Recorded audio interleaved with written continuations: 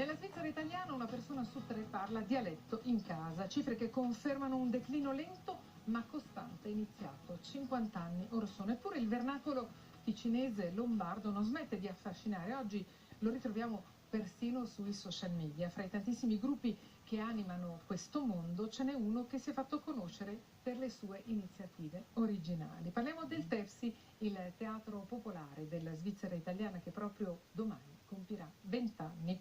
2 decenni scanditi da progetti anche clamorosi, come per esempio il doppiaggio in dialetto di film culto. Anima del TEPSI è un istrione del mondo del teatro. Ior Milano, buonasera. Bello, ma sai che non mi ha mai presentato nessuno così? Che bello, che dovete... Ci voleva il quotidiano. Ma no, ci volevi tu, va bene, dai, non sviolino, è verissimo, grazie. Comunque sono felicissimo di questa opportunità, anche perché insomma i 20 anni sono sempre 20 anni. 20 anni in cui però non è sempre stato tutto facile. Non è mai stato facile effettivamente, anche perché c'erano persone importanti, non faccio nomi naturalmente, che mi dicevano: ma cosa vuoi mandare avanti il dialetto, che siamo ormai una civiltà multietnica, il dialetto è destinato a sparire.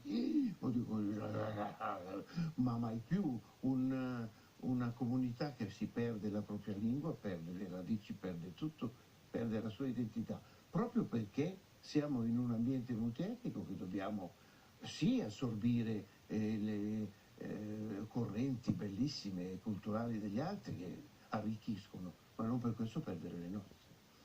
Ior Milano, fermiamoci un momento e andiamo a guardare il servizio di Michele Trefogli, che ci fa scoprire in anteprima qual è il vostro nuovo progetto. Com'era che il perdonerò? Perdonerò mai. Perdonerò mai. Ampar, non è che le devono cifrare. Perdonerò Con mai. la E. Hai detto par e quindi facciamo una piccola correction. Attenzione e concentrazione da sole non bastano, per questa impresa servono anche passione e conoscenza. Marco Gabutti è doppiatore e la sua impresa pare titanica, parlare il dialetto verzaschese dell'Ottocento. Dove morì, perdonerò mai. Un pelino più svelta. Se la dovessi morire, perdonerò mai. Un pochettino più lenta. Dai, rifammela sentire. Se la dovessi morire, perdonerò mai. Va bene, così dai. È particolarmente difficile e diverso dal mio, quindi con le abitudini che ho io, col me dialetto è un po' difficile, dopo metti in sest o il dialetto da questo fiore. Giorgio è un 14enne ticinese venduto come spazzacamino a un milanese nel film I fratelli neri del regista svizzero-tedesco Xavier Coller. Dici per l'ultima volta, pappera di pan, sparisci, a vedere. Sarà diffuso sugli schermi della RSI in dialetto per opera del TEPSI, il teatro popolare della Svizzera italiana. Allora, senti sì. Un lavoro immane, abbiamo una persona come Ior che riesce a gestire, a mettere in piedi tutto quanto, tutta l'ambaradana, altrimenti sarebbe veramente difficile organizzare tutto quanto. E quanto sia difficile lo sanno bene gli attori, lo staff tecnico e il direttore artistico Ior Milano. 20 anni fra palcoscenici, studi televisivi e di registrazione vissuti nel segno dell'amore per il dialetto, un amore talmente forte da aver appassionato l'attuale presidente, originaria niente meno che della Calabria. Io direi una lingua più che un dialetto, perché dire un dialetto mi sembra quasi di ghettizzarlo, di sminuirlo. È veramente una lingua e deve essere portata, deve essere tenuta su un certo livello, secondo me.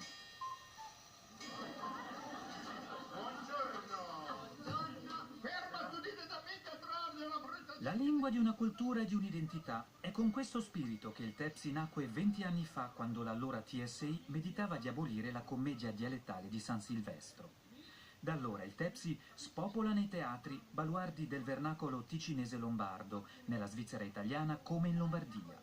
Suo anche il concorso Quirino Rossi per compagnie dialettali dell'Insubria. E poi, appunto, il doppiaggio di film. Vedere John Wayne che parla dialetto, per citare un caso, o Marilyn Monroe, è qualcosa sicuramente di inatteso, soprattutto anche guardando alla storia del dialetto, che si vede che in calo perde parlanti e poi riemerge in contesti nuovi, inattesi, non è senz'altro immaginato come lingua del doppiaggio cinematografico. Matteo Casoni studia il dialetto per passione e per mestiere. Un breve viaggio virtuale con lui ci porta a scoprire una miriade di siti internet, profili Facebook e Instagram o altri social media più o meno impregnati di termini, frasi e dialoghi dialettali.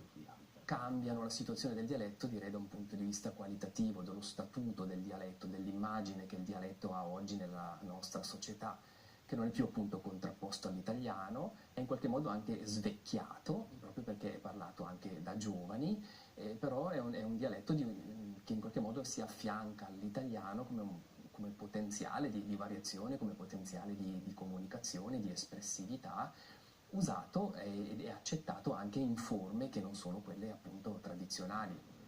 Quando pensi che stia sparendo, insomma, il dialetto alemmo chi? Resta il fatto che sul lavoro è parlato da poco più di uno svizzero italiano su 10, dice l'ultima statistica federale, e in famiglia invece dal 30% delle persone. Negli anni 60 eravamo a quota 80%. Lento ma costante, il declino è frenato da una miriade di operazioni come quella targata Tepsi. Non la battuta facile e magari un po' sboccata. Il vernacolo del nuovo millennio si è fatto veicolo identitario e culturale, in questo caso di recupero del dialetto verzaschese ottocentesco con ben 3 consulenti recuperati in loco. Da lì ti c'ha per via lupo. Seconda. Armanzina. Seconda. Armanzina. Ci vengono delle parole, espressioni che di solito non usiamo e quindi arrivano un po', se vuoi, per istinto, quasi perché si ricorda un po' i momenti che stiamo con i nonni o in invalido, sentiamo le persone più di noi che usano delle parole che poi ci piacciono e le usiamo.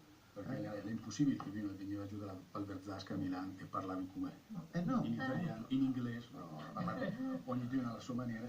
L'originale Fratelli Neri diverrà Spazzacamit e siccome dal Ticino si finirà a Milano, alcune voci saranno prestate da doppiatori meneghini.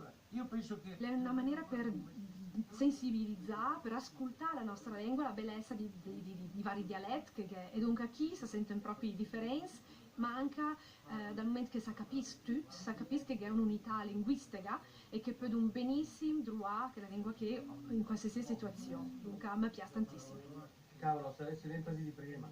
Tanto entusiasmo per questa iniziativa, non sarà l'ultima, c'è il 20° compleanno da festeggiare, cosa si nasconda dietro le quinte però è ancora un mistero. 20° compleanno del Tepsi. Allora, Ior Milano, ti sei rivisto con piacere e sorridevi.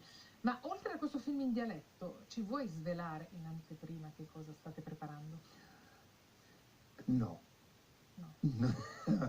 No, perché? Surprise. Sì, surprise, perché ci sono tante cose che bollono in pentola e a svelarne una che poi magari viene scelta curata, perché ce ne sono tante di cose belle. E vogliamo scegliere proprio la più bella. Per scegliere la più bella ci vuole un attimino, ma vi chiedo solo una pazienza di un mesetto così, poi facciamo i petardi. Benissimo, siete al terzo doppiaggio di un film. Una domanda, è un'operazione Quarto. di Tizia? Quarto? E con questo degli Con questo Spazzacamini, quarto? sì. Ah, Sì, ok, sì. al quarto Sì, sì. è una redditizia dal punto di vista del pubblico? Dal punto di vista pubblico è redditizia sicuramente, perché il pubblico è incuriosito, no?